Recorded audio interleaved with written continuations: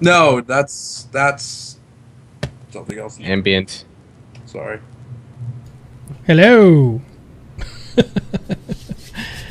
Hey everybody, it's StarCast, Star Citizen Podcast. Welcome. Tonight we are joined with Perfekt Nerd, Trendane, and CoreofexisteNz. Or just Core. So, what's been going on, fellas? Not much. Nothing at all? Just chilling. Just chilling. Yes, just chilling. Well, I've been... Go ahead.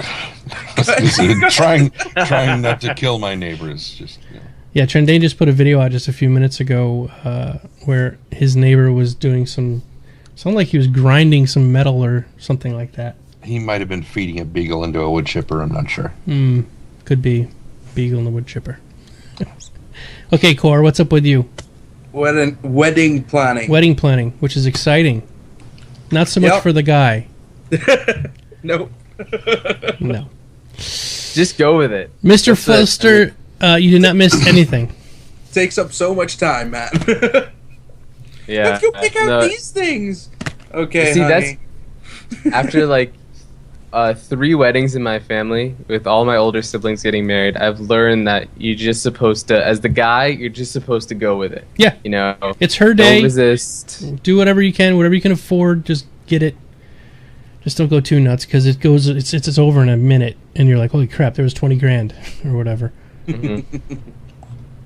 So yeah, be careful. All right, so what's going on? What's up? Well, I was going to say, so if the wedding is her day, what is his day? Well, I guess the day right before the wedding. Maybe. Bachelor night. Yeah, I don't bachelor know. Night. The day he dies. Congratulations, you survived this long. You receive a prize. Sweet relief. Sweet relief. And now an eternity in hell. Welcome to the club. You were saying, Domo, before I... No, I was just saying, not too much going on with Star Citizen this week. So we're actually one of the other things we wanted to mention is we've been told that our podcast was too long, and they were yelling at us. So we're going to try to cut this back to just an hour instead of 4 hours, if that's possible. I don't know if it is possible because we have a tendency to ramble. We're like a Zeppelin tune. Because we already started with... We're not that good. Yeah, we're not that good. You can listen to a Zeppelin tune for 4 hours. You can. Comfortably. Yeah. A little bit of a update. I have now signed a thing with SoundCloud. If you guys are familiar with it, it's a place where musicians put their music up. And they have a new program they're starting for podcasters, and I'm in the beta program for it. So I'm going to be putting all of these podcasts on SoundCloud, which means that I'll be able to put them on my website in a really cool, snazzy player, and you'll be able to download it right from there. So for those of you who are really into listening to the audio-only version of our dulcet tones, you can do that right from our SoundCloud page. So I'll have a link in the description below. So, very exciting stuff. But then you won't get to see our faces. Our beautiful faces. Our beautiful You know beards. No, not go there, Trent. Our All beards- right. Our beards are much more important. Okay, so topic number 1. Updates from last week. While we were doing these topics real quick, get your guys go ahead and think about what you want to talk about the updates. But remember the brackets. So if you're in the audience right now and you're watching and you would like to ask a question, all you have to do is type in the question type the word question in brackets, and then we can flag that for later and grab it up for our Q&A session, which will be coming up a lot quicker this time than last week. Yep, just like that. Blah, blah. Blah. Okay, so topic number 1, updates from last week. So what's new? with Star Citizen and Cloud Imperium Games? So, like you said, it's been a pretty quiet week overall. We did hit 26 million, or 25 million rather, which got us the enhanced alpha. So we can talk about this a little bit, actually. So the idea was that the big expansion of the alpha was actually a geographic expansion. So now Europe and Australia will get better servers. And they'll get servers at the same time that North America was. And I actually didn't realize that there was going to be a staggered alpha release. I thought that it was going to be worldwide all at once, but I guess that would be really difficult to do. Yeah. But that's great for... Yeah, very difficult to pull off. But that's great for our European and Aussie citizens. I think it's really awesome. Absolutely. Now, is that for Star Citizen itself and Squadron 42, or because for those people who don't want to do Squadron 42, do they have to wait? Or I'm pretty sure it's just for the alpha stuff, so just the dogfighting module. Oh, okay, right. So they'll get to get in when everybody else gets in, and I think that'll make for a much more robust feedback experience for the team, since they'll have because I think the European market, to be honest, is probably where the most valuable feedback is going to come from, because they have the most dedicated and regular space sim community in the world, as far as I know. North America, not so much. We're into ego shooters, as the Germans call them. And yeah, so I think it's pretty great that Europeans are going to get in on the action early. And also, probably a lot more likely that you get more quality bugs from Europeans as opposed to most Americans that I know of who would enter bugs that say, "Well, this sucks. It doesn't work." In what way? Just throw everything out the window. It's worthless. There was also a couple updates. Let's see. There was... So we're going to actually talk about each one of these things in turn. But there was a new... Great. I just opened the page and it went back too far. What was the other thing that came up this week? It was the... not the press roundup. Oh. The Galactic Guide for Klaus and Werner. Ah, yes. Yep. So they broke down the Klaus and Werner, which is very much like Heckler and Koch Fast Me. Yes, it is. As a matter of fact, now I read the lore about this, and the main character, the main brainchild of this company came from is Hector Klaus, which is H&K. So, if you're familiar with that gun company, they make fantastic weapons. And so they break down the CF series, mass drivers, small arms, and it's all on the Robert Space Industries website. So you can check that out if you're interested in the lore for those particular guns. And do either one of you guys or any of you guys know which ships start out with the CF series, Klaus and Werner? There's a couple of ships that start off with the CF 117 Bulldog repeater. But from the top of my head, I'm not sure. Yeah, I don't remember off the top of my head. Yeah, I can't remember either. Let's see if I can find it. And I never knew. Luvox says the LN. The Aurora LN has it. Yeah, starts off with it. Thanks, Luvox. They really have to update the ship specs. Yeah, they're all out of whack. Do. That's so why outdated. This is ridiculous. The biggest complaint right now is actually the Caterpillar, because if you look at the Caterpillar, it has almost the exact same specs as the Freelancer. Yeah, it's double the price and twice as big, which makes no sense. So yeah, exactly. Yeah, I was going to do a ship video for each ship, and I'm holding off because it's so out of whack right now. Yes. If I was to try to do that, I think I could probably safely do the Aurora, maybe, but well. Yeah, you've got the guides for the Auroras and for the Hornets, so you can work off the guides and ignore the ship specs page. Mm-hmm. But everything that doesn't have a brochure is going to have the issue Are you going to post the ship specs from the ship specs page, which are probably completely wrong? Right. Yeah.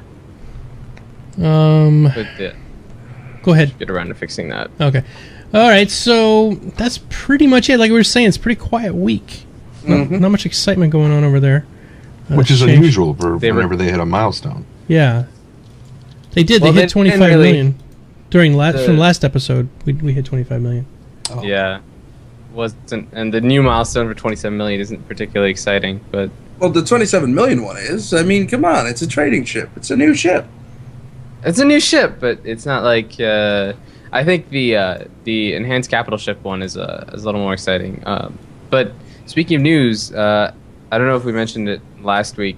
I didn't see, but we did. They did start recording music with the Capellan Orchestra in the Czech Republic last Friday. They had their first recording session.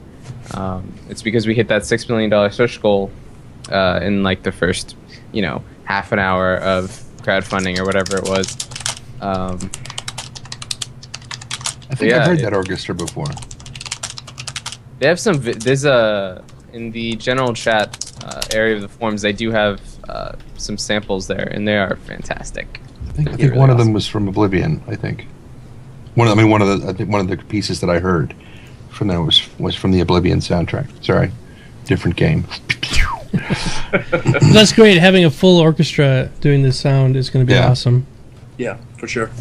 I mean, it's okay when some games they do it all with their keyboard, which is good, but seeing or hearing a real orchestra do the sound effect is going to be awesome. Well, you have some of those concert pianists or,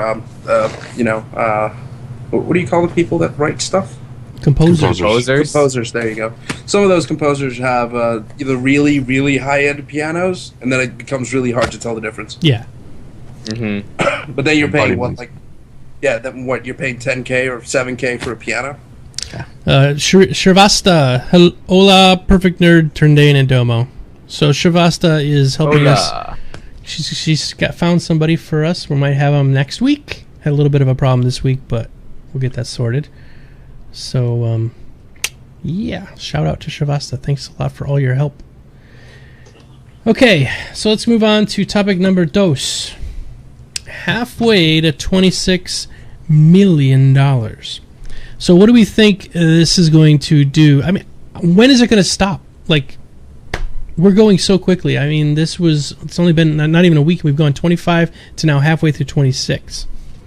I think the way that they're doing it right now is because we've already commented before, is that they really ran out of stretch goals at around the 18 million mark. Yeah.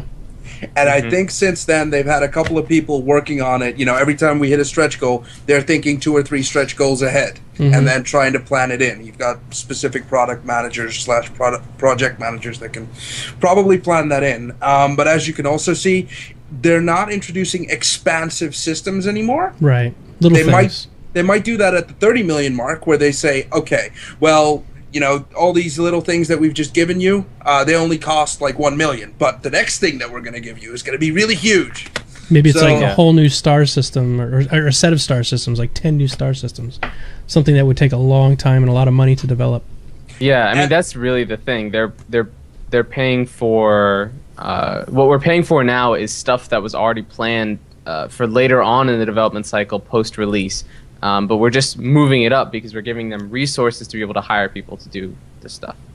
And of course, we should be keeping in mind that they're currently in transition to the new Austin office, so that's probably why it's been a little bit quiet on our side. Right. They're moving to New Austin. That's in the Ellis system. What? You said New Austin. No, I said the new office in Austin. No, you said the New Austin office. Fine, I said something wrong. No, it's not right. You said it right, but it's just funny because it's sort of like in the game. Okay, well, anyway, you get where I was going with that, but that's probably why it's a little bit quiet on that front. Yeah, they're very busy. I'm sure they are. So how quickly did we get to halfway to 26? Let me go look at the page here. It took about a day and a half. A day and a half. Yeah. How much did they make yesterday? They made 161,000. $161,000.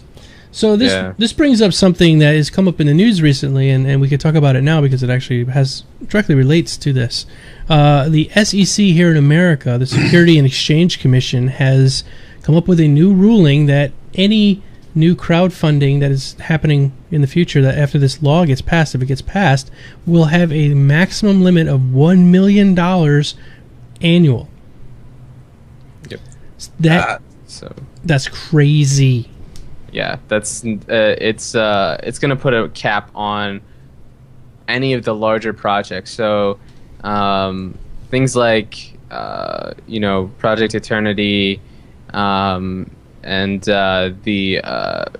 anything basically that any one of those huge Kickstarter projects, pretty much all of them would not have happened if the SEC had not basically delayed a year before enacting these provisions. They've already passed, so this stuff is already in place. There's 90 days for. Oh, I thought they were trying to get the law passed. I didn't realize it was already through. Passed. Yes. FCC is not going to waste time. By the time they post information, it's already done. Yep, and there's 90 days for public comment as usual, so you can actually send them complaints or whatever. Instagrams. Exactly. It doesn't affect Star Citizen though, because this is a grandfathered in, like anything that's already been funded or is currently being funded is grandfathered in. But I don't know from the year point if it would be if they only allow them to do 1 million for the next year, it's going to stop everything. I mean, $1 million right now. That's the question. Is it still going to count as crowdfunding at this point? Because Kickstarter, yes, is a crowdfunding project in itself. But right now, is it still crowdfunding? Because we're just buying stuff from them now. Right. It's a really good point, and it's going to force companies to move to technically be in Hong Kong. They're not really anywhere outside the U.S. Basically. They're gonna do their Kickstarter campaign from Hong Kong. But here's. Can they do that? Yes, I was looking at a couple of different business ventures years ago, and one of them, there's this thing in Hong Kong. It's a completely amazing service that they will do because Hong Kong has all these massive protections for businesses in it, that you can pay somebody literally to be like a guy who sits in an office that is your official office phone number and everything, and it was only like $2,500 a year. And while that seems like a lot of money, it pays for somebody to be there as your official company representative who could then call you and say, hey, they're asking this or whatever. That's nothing. $2,500 for a year's salary for somebody and like renting an office space. Yep. Setting up a shell company in Europe would not be that much work either. I mean, you'd have minimal staff there, just call it your headquarters and go from there. Yeah. That's what they're going to have to do. The SEC's like shooting themselves in the foot, to be quite honest. Well, it's not necessarily shooting themselves in the foot. I mean, we were talking about this earlier. Yeah, exactly. They're just trying to make sure that they're trying to tax people for this kind of stuff, right? Crowdfunding, by and large, is beyond taxation because people aren't investors, right? Yep. They're technically making donations or something. It's weird. It's like this weird middle ground that they have, and so because of that, their holdings in say Star Citizen or whatever, your 250 to 100, some people have thousands of dollars invested in the game already. That stuff is not an investment and therefore can't be taxed. And they want to tax this stuff. Now here's my question. Okay. If you move, say you set up a shell company in Hong Kong, and would you have to? What would Kickstarter do? Because Kickstarter is an American company, right? Mm-hmm. Kickstarter would probably move to Hong Kong. Just saying. Right. I mean, they'd have to, and so would you have to accept donations in the Chinese yen, or? I mean, think of it like Pirate Bay, right? Pirate Bay started in the U.S. Technically. I mean, it was still not non-U.S. guys that founded it, but it moved all over the place. It constantly moves. Depending on which country altered their laws to the point where, okay, we're not allowed to do it here anymore. Okay, we'll go over there. And for them, it was like a computer case and a guy walking around with it, and that was their whole operation. Yeah. So for them it wasn't a big deal. But look at other major companies in the world where there is a good opportunity, where there's cheap labor, where there are cheap laws. That's where the companies are going to go. I mean, it's a big thing that I know in Hollywood right now is that most of the TV shows and movies are now being shot in New Mexico because the shooting laws on shooting a movie, or the taxes there, are like 3 times as low than in California. So they're like, all right, we'll just shoot it in New Mexico and, you know, make that the new Hollywood. So it you know, companies are always going to seek whatever's most beneficial to them. Exactly. Yes. And absolutely. If they're going to pass this law, and they have already, what you're going to see is no more crowdfunding under a you know, the United States flag. But it's not going to stop crowdfunding. No. You might even move out. What do you think, Trendane? This also kind of, well, I was thinking that, you know, we've been saying that, you know, this whole thing is entirely new territory, and the laws need to catch up to it. They are going to make some stupid laws in the process of trying to figure out how this is supposed to work. There will be some absolute stinkers, you know, that are going to come up in the catch-up process. That's why they have this 90-day period for people to comment on this stuff. So I guess if you're listening to this podcast, make sure your voice is heard. If you are an American citizen, you have the right to complain to the SEC for whatever they pass. So go do that. And also, don't forget, if you look at that current law that they passed, it says specifically that a company cannot receive more than $1 million a year, even though they might be getting crowdfunded $100 million. Basically, what that means is, think of it: if you own a company, or have owned a company, or have worked in the accounting division of a company, you'll know that if you buy something as a company, you will need to pay it back to your, you know, basically what you're doing is every year you're paying back a lump sum of that product. You're not buying the full product, you're buying it in pieces, so that the IRS, I believe you guys call it, can tax every single step that you purchase every year, because you're writing it off, as it were. And this way, they're receiving 4 or 5 times the amount of money than they would if it was a single purchase.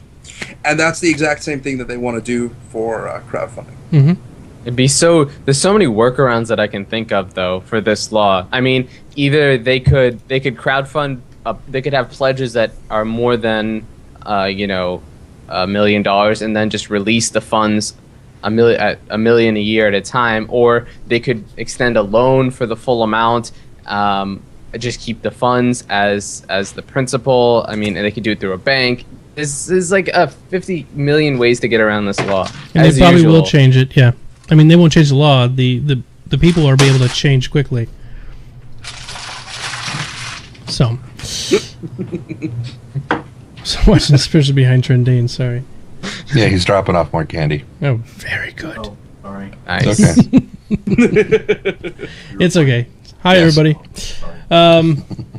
Okay, so on to topic number 3, the expanded capital ships. While we are talking about this topic, everybody, please drop in some questions so we can do our questions and answer session.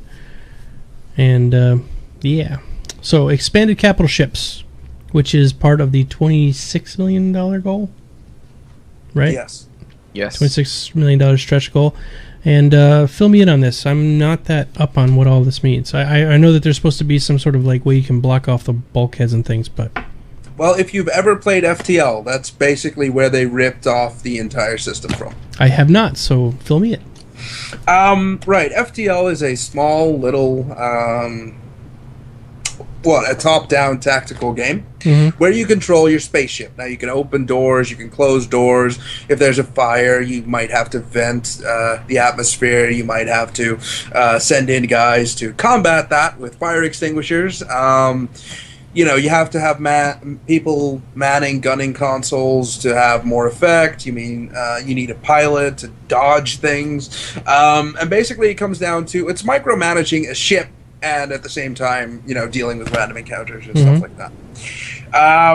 And basically what they've spoken about in the stretch goal specifically is that they're going to expand the capital ship functions, like, for instance, lead a damage control team to fight fires and repair key systems, control internal bulkheads to slow boarders, and man a number of consoles. That's literally what I just said about FTL. And that's it. That's all they've commented on it. Other than that, they haven't released a lot of information on it. Yeah, I think the general idea is just to make it more intense, fighting in a capital ship, so that people have specific duties, and I think it'll actually be really, really awesome if part of your effectiveness as a fleet is your ability to coordinate with like multiple capital ships together, and then like you'd have like comms officers who were in charge of making sure that the fleet was coordinated and that orders were properly relayed. And if you had drones in battle, you would have like somebody just controlling drones. I mean, there's just so many different possibilities for how awesome that could be in large-scale warfare. I mean, let's say you have a Bengal and you have 768 crew. It'd be kind of stupid if 50 of them or 70 of them man consoles and the other 700 just stand there going, twiddling their thumbs, just waiting for people to invade. Yeah, You I just mean, keep and them in that's stasis.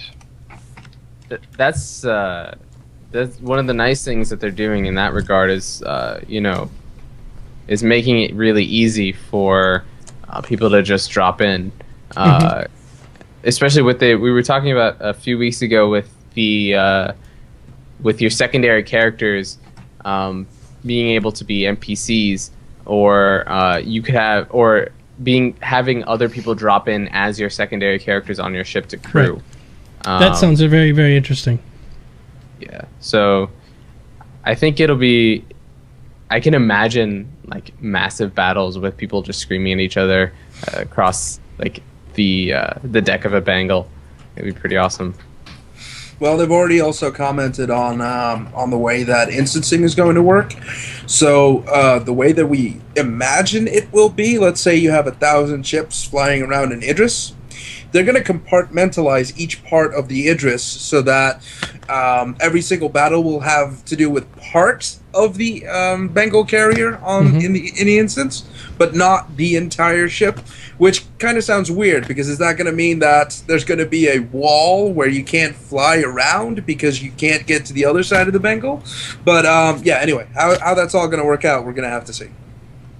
Yeah, I mean, especially considering that if they have instancing limits at, say, like, 80 ships or something like that, what does that mean? Does that mean 80 Bengals, or 80, or 2 Bengals and 53 Hornets? Like, does 5 Hornets equal 1 Bengal carrier? Like, what exactly does that mean?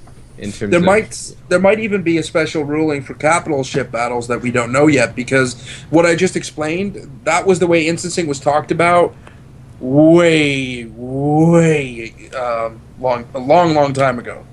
So way back in the day, it was talked about like that. But since then, capital ships have evolved a little bit, so we don't know whether or not we'll actually see a capital ship in an instance, or if capital ships will fight with other capital ships in a completely separate environment, like for instance in PU. Yeah, that'd be really weird, though. What if the ship's an instance itself? One capital ship generates an entire instance, and there's a battle around a capital ship, or 2 capital ships at most. Exactly, but then the question is, like, what would be the point of bringing 4 destroyers to 1 Bengal carrier? There wouldn't be in a separate instance. Yeah, exactly. But you see the issue here, because you're like, well, we're gonna blow this Bengal down with overwhelming firepower, and then when it turns out you've got three destroyers just standing there going, well, our 4th destroyer is currently fighting the Bengal. We hear it's not going that well, and then we'll take the next person's turn to come in and die. Yes, queue up to fight the Bengal, right? It'd just be hilarious incompetence all over the universe. Just like, coordinate the fleet, and there's like 3 people jump in like a completely random location. Like 50 clicks, it's like, we can see the rest of our fleet getting annihilated over there. We can't do anything about it. There's an invisible wall. Yeah, exactly. But again, how that's going to... Well, it might even be that we can't see them. We just know that, oh, you guys are doing battle right now. Okay. Well, I can hear you guys on TeamSpeak, so I can hear you telling me that there's a battle. I don't see anything. I mean, just flying here in the persistent universe, admiring my ship. But what have you guys done? Oh, no, we're about to lose. Okay, that's fine. They lose. You get into the instance, and now you're like, well, you guys have to wait now. It's my turn. It's like ridiculous. It's like line warfare. Yes, again, we're going to have to see how that all works out. And yeah, we have no idea. This is all theory crafting at this point. Yeah. Yes. All right. What do you think there, Mr. Trendane? Any thoughts? Part of it started sounding very similar to how the limitations on how much tonnage can pass through a wormhole in Eve before it destabilizes and collapses is somehow kind of what it sounded like to me. It's like, how do you justify, whether you take 4 big ships or 50 little ones, through to this instance or that kind of thing is what it started sounding like to me there for a minute. Yeah. Mm-hmm. Yeah. No doubt they're going to have to balance it somehow. And I hope they do some capital ship balancing during the dogfighting alpha. At some point, they introduce capital ships into the mix so that they can actually start testing that. Because that's really, I mean... what would be interesting to see... Sorry to interrupt. What would be interesting to see is if they split apart capital ships and the regular ships to, like, at a certain point, like a cutoff point, like you would do in War Thunder, where, tier 10 ships can't fight with tier 1 ships in a regular battle. Right, yeah. And they do a cutoff like that.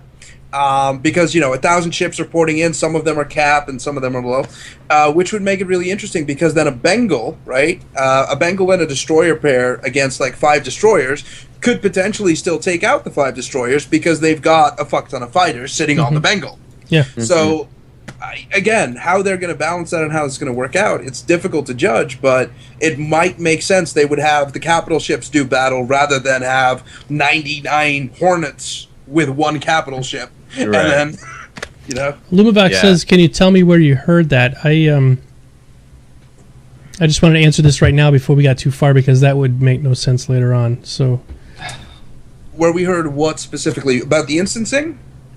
Yes. That was talked about like right near the beginning. They talked about a lot of the instancing stuff near the beginning, but a lot of that, like Core was saying, a lot of that stuff has changed now. That stuff is at least 8 months old. Oh, he was asking about the question in the chat. Sorry. All right. Okay. We'll talk about that in the Q&A. They aren't going to wipe the beta after it's officially released. Yeah, they're not. We'll talk about that. Okay. When we get to Q&A. Yeah. What was I saying? Well, actually, we are going to Q&A right now. So. I was going to say we're down to 20 minutes. So. Yep. Moving on to Q&A time. We don't have 1,000 questions either this time, so we'll make it. All right. So the first question is from Iron Man 2140. Question: How will fast? Sorry, it has will twice here. How will fast time cycles be in this game? How fast will time cycles be in this game? I.e., will a day go by in the game the same rate as in real time, standard day, or will it be slightly accelerated to 6 or 12 hours equal to 1 day? Thoughts? There's no sun. I would say that there's millions.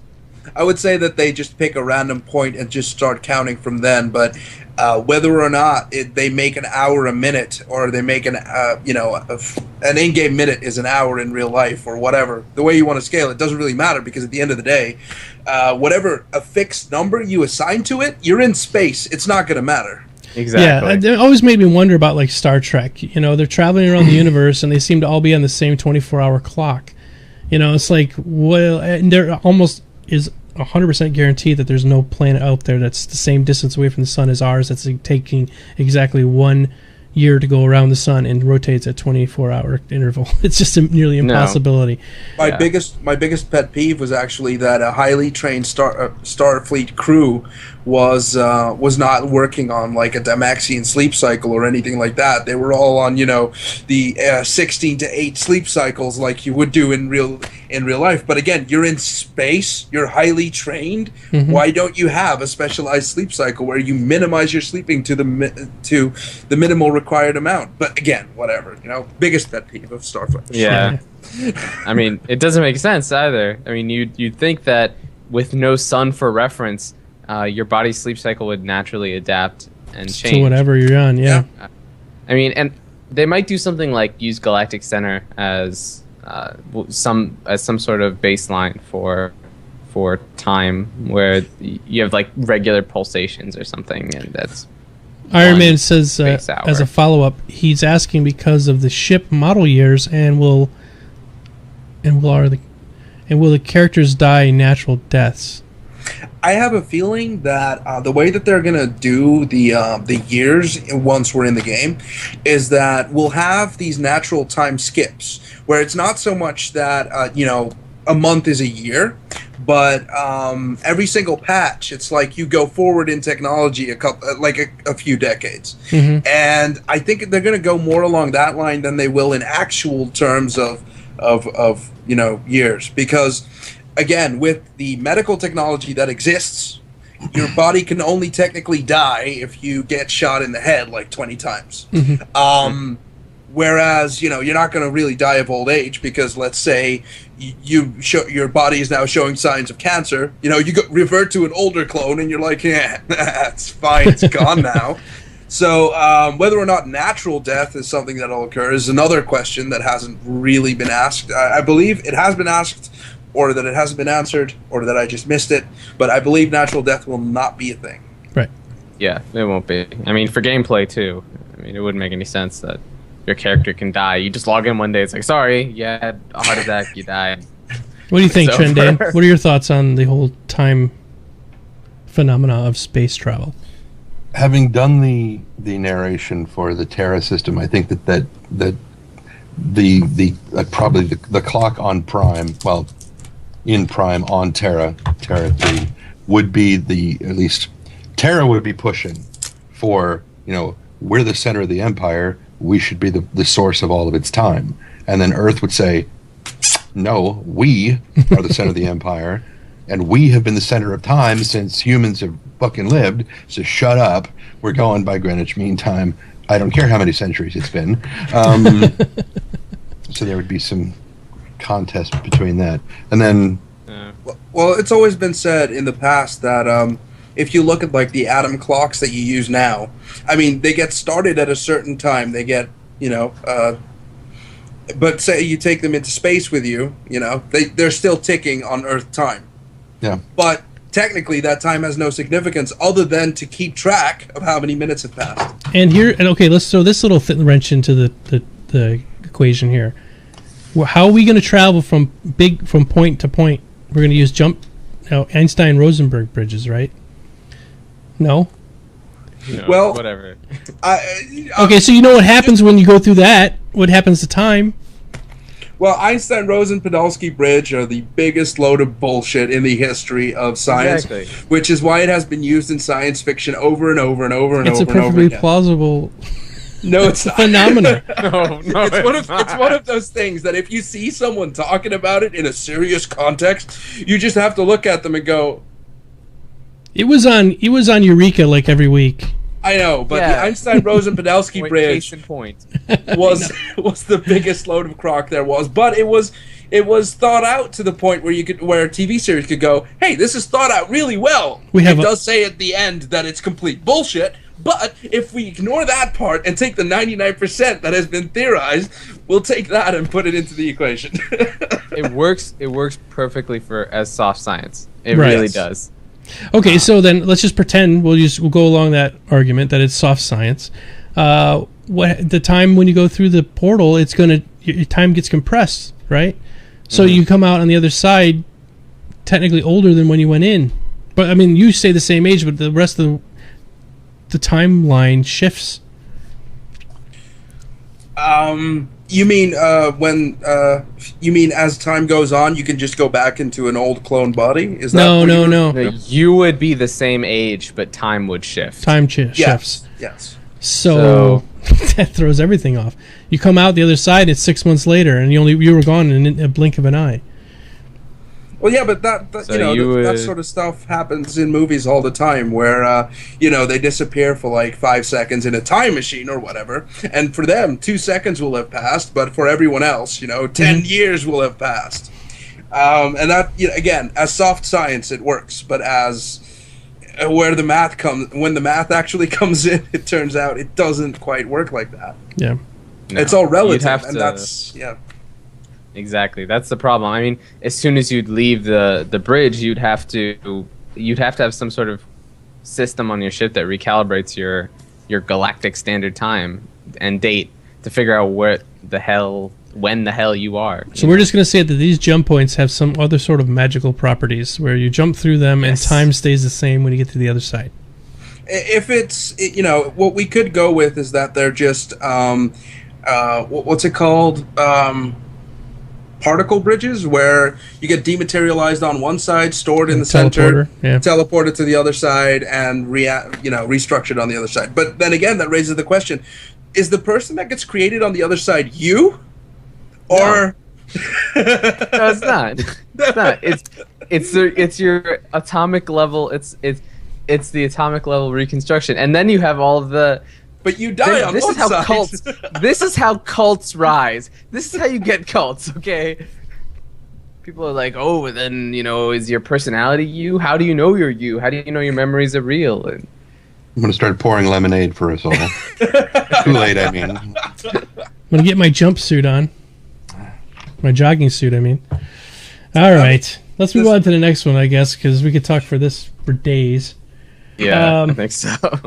All right, next question. Will we see these systems trickle into smaller crewed ships? In reference to the capital ship system. In reference to the capital ships, okay. Like a freelancer, you mean? That was what I was thinking of, because that's going to be the ship I'm going to be piloting. Me too, if that makes sense. Unless I get... I think to a lesser extent it will be, but you're not. If there's a fire in your in your cargo hold in the freelancer, what you do is you just vent the cargo hole and you lose all your cargo and everything that's in there. Mm-hmm. But at least the fire won't spread. But I don't think you're really gonna grab the fire extinguisher, leave your pilot seat, and start fighting the fire on your own. I don't really see that. I'm sure there's gotta be a way to lock down your cargo.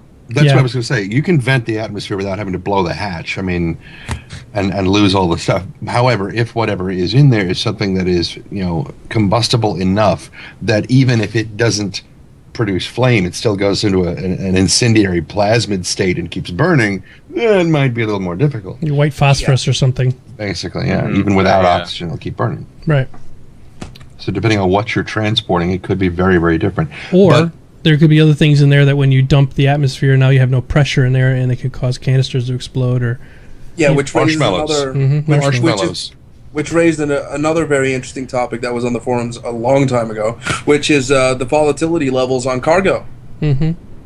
Like, is it going to be dangerous transporting certain cargo, like maybe radiation related, where you can only have it on board for a certain amount of time, regardless of the protection that your ship has against it. But if you've got it on your ship for more than an hour, your balls are going to fall off. Wow. I'm sure they have to have designed like specific cargo containers. And then here's the thing. Then you introduce like black market mechanics, because you might have to legitimately like purchase like special containers for it and have them registered and all that, and it's gonna cut into your profits. Yep. Or you could just put it in a cardboard box on an empty and not tell anybody what it is. Exactly. And just pray that you're not shipping it with any kind of live poultry or anything. Right. Exactly. It comes out with 6 wings on the other side. Exactly. Hey. You arrive at your destination. You hand over the small cardboard boxes of chickens that you have, and they open the box, and like all these face huggers jump out. Yeah. It could happen. All right. We got to ramble on here. We're almost out of time. Yep. Next question. Opinions. Should I get a Cutlass or a Freelancer? What do you want to do? I think this side of the room is going to say Freelancer. Depends on but it depends on what they want to do. Yeah. So, are you going to be a trucker, space trucker, or are you going to be a combat type person? What do you guys think? Perfekt Nerd and Core. You guys more in the Cutlass side, aren't you? Well, I'll be completely honest. I did not get a Cutlass. The one thing that it has going for it is that it'll be highly maneuverable. But are the quotes required for that? Yes, the quotes are required for that because if you look at the ship specs, they don't really read highly maneuverable. They don't. Yeah. But again, ship specs are old and outdated and wrong. But again, the way that it reads, like the actual conversation, like it's supposed to be like a militia type ship, so it won't be spec'd to the highest ability of combat. It won't be spec'd to the. Think of it as like the evil twin of the Avenger. You know, it's gonna have some of the capabilities that most ships are gonna have, but at the end of the day, it's like a multi-purpose, multi-role ship. So if you want to have that for, like, I don't know, your universal role, then it makes sense. But if you want to do more exploration, more cargo, more, flying around and having fun and doing what the other people on the other side of the room are doing, then you're probably your best bet as a freelancer. Harris? Get whatever you want. If you want a freelancer, get a freelancer. If you want a Cutlass, then get a Cutlass. I mean, how are you going to play the game? It all depends. If you like piracy and smuggling and that kind of that ship feeling, or do you want like a gas tanker or something that'll really get you started in making a lot of money? It's up to you. And then there's the Robert Space Industries answer, which is buy them all. Yeah. Yes, absolutely. Buy them all. Buy them twice. It's always good to have your entire paycheck. Yeah.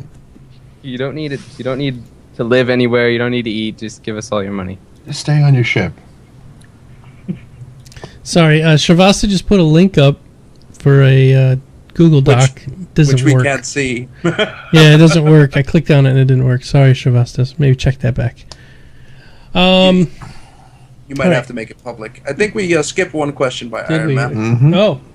Oh, yeah, we did. So Iron Man 2140. Another question. I heard that they aren't going to wipe the beta after it's officially released. How much impact do you think this will have? And this should probably be the last question. Yeah, it should be the last question. This will be it. We'll wrap it up with this one. Okay.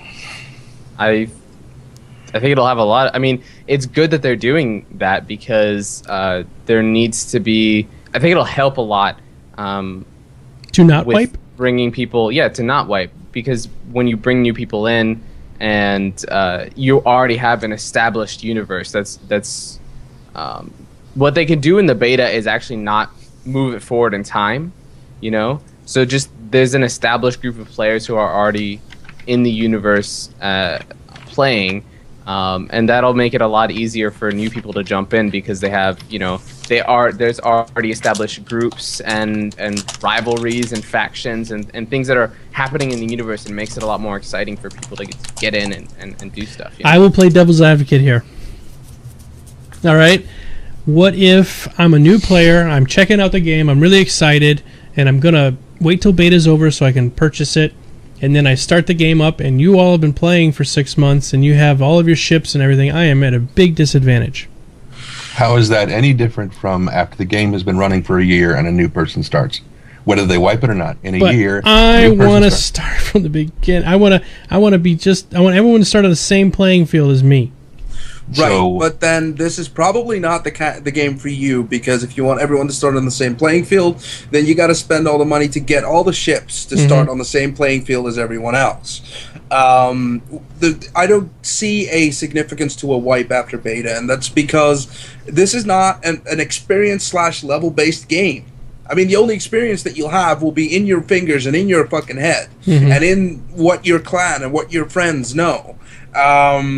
That's where the experience and skill will factor in. But in terms of, I have to level up, I have to kill X amount of creatures to hit the next level and unlock my next skill point, that doesn't exist here. It doesn't exist. So whether or not you're an ace pilot after 6 months of beta, or you come new into the game and it turns out you're an ace pilot then and start kicking ass and making lots of money that way, again, it comes down to your individual skill, and it has it has less to do with what happened in those 6 months. What will actually be a big bonus for a lot of people is that because the 6 months have passed and there's no wipe, there will be an established universe. There will be something that they come into having. The economy will already be started. Yeah, having this wealth of information, the balance will be there, and when the game starts, it's going to be a mess. It's going to be an absolute mess, Absolutely. and it's going to stay that way for 2, 3, maybe 4 weeks. But at the end of the 4th week, you're going to have 10% of the individuals that got fucking rich, and then you're going to have 90% of the individuals that went, oh, okay, we did all right. And that's the way it's always going to go. Mm-hmm. Yep. And the people that are saying they have to be there for an initial launch, if you've never been into a launch of an MMO, you just aren't missing much, because it's terrible. There's hardly any MMO or any game that comes out that works perfect from right off the bat. Now, our side is a pretty good. Go ahead, Trendane. I was going to say, to address Iron Man's the second facet of his question, that he's saying that if they don't do the 6-month wipe, then people have been exploring for this entire time. Mm-hmm. And those of us who want to be explorers, there will be nothing left. There will be plenty left. Mm-hmm. There will be everything left. Because at the rate that we're going to have a whole lot of systems at it. Right. And they're consistently adding and updating. That's the entire crux of his plan for content, is that every 2 weeks you start rolling out a little bit something new, and then you roll out systems like once a month. So there's always something new for new players. And the other problem is if I know that if I fly 270 for 18 hours, I'll find this system. Well, they can wipe it out as much as they want, but it's going to be there when I come back again, unless they moved it. 270 will push you through Vandal space. Don't go that way. Okay. I'll go that way. Okay, you go ahead and go that way. He's got lots of pew-pew. Lots of pew-pew. Definitely going that way. All right. So that's it. I think we did it. We are going to make it today. 1 hour show. We're really pushing to try to make this. So we do want to find out what you guys like. If this is too short, let us know. We will be back again next week, of course, on Tuesday. And if enough of you said this is terrible, I want my full 4-hour show back. More. And we'll do a longer show keep again. Going. We could talk for hours. We have a bunch more questions here popping up right now, and we could keep talking, but we're trying to find out if this format works best. So we started 5 minutes late. We still have 7 minutes if you want to do one more. No, we already told them we're going to do it next week. Okay. So while in this time frame, though, Perfekt Nerd, tell us about your channel, tell us about your YouTube, all that stuff. So you can follow me on Twitter at Perfekt Nerd. It's one word, spelled with a K. And I am at youtube.com/perfect_SC. I will be doing Hearthstone content. I did record an arena run where I did pretty well with a priest. I don't know when I'm going to get that up. It's going to be a very busy next few months, unfortunately. Work-related stuff, life, all that kind of stuff. But I will post stuff irregularly for the next couple months, and then I'll probably start posting regularly. Okay. Trendane, you're up. You're up, sir. Oh. What's going on YouTube? If you're over on the Robert Space Industries site, go ahead and check out my I believe it's called Galactic Guide. My Voice is My Art, which is to a search for my any post that I've done, and it's all my narrations of the Galactic Guide so far. And I believe his name is Noost. Is a guy who's just recently started putting this neat robofication on my my recording so that it sounds more like the male version of GLaDOS. It's actually kind of neat. Could you real quick? Can you just tell me the link for that? I could play it for a second. It's on some kind of like SoundCloud kind of thing. Yeah, it's SoundCloud. It'll take me a second to find it. Yeah, see if we can find it, and we'll talk to Core for a second. We'll come back to you. Go ahead, Core. Yes. I am a Twitch streamer. You can find me on twitch.tv/CoreofexisteNz. The name is right there. That's what I usually do. However, due to me getting married on November 15th, it's a little bit difficult to make my make my allotted times. So right now I'm not streaming as much. Once Battlefield 4 comes out, I will be streaming some of that. And of course, once Dogfighting comes out, you'll see me every day. Yeah. Oh, yeah.